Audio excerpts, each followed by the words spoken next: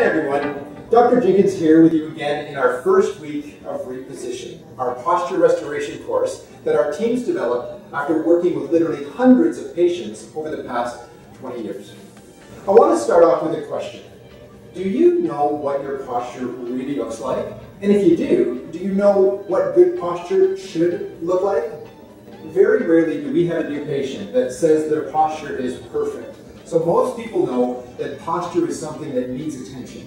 So what I'd like to do is teach you what your new and improved posture is going to look like after our 12 weeks together.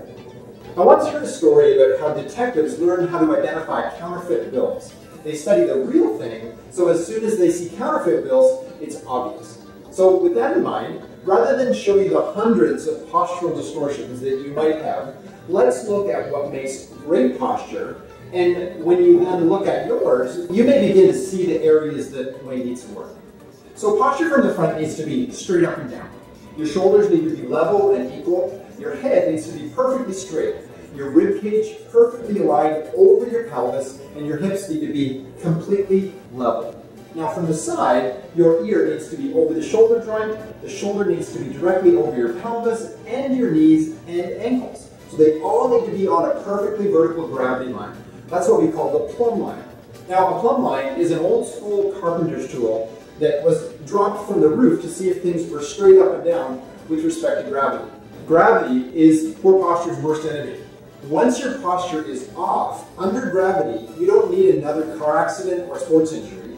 Your poor posture will prematurely wear out your spine, and as I mentioned in the last video, it'll lead to early onset arthritis as well as pressure on the nerve system. I'll be sharing with you how you and I can work together over the next 12 weeks to determine exactly where your posture is off. For now, you at least know what good posture should look like. Now for the exercises I need you to start this week. Remember, if you're faithful to do these exercises each day, you'll be ready and able to do the next level exercise that I will give you the following week.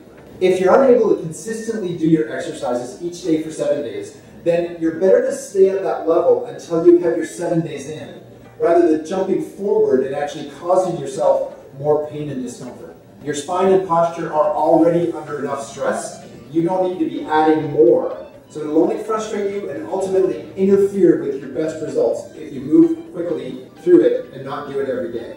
So we're going to give you 5 introductory stretches and exercises to prepare your spine, neck, and pelvis for more focused work that will begin next week.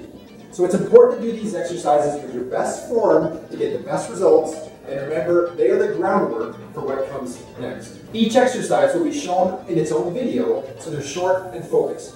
I also like them short and separate because if you have trouble with one, you can go back and review that on its own, and you don't need to watch 3 or 4 extra minutes of me talking to get to the exercise you really need.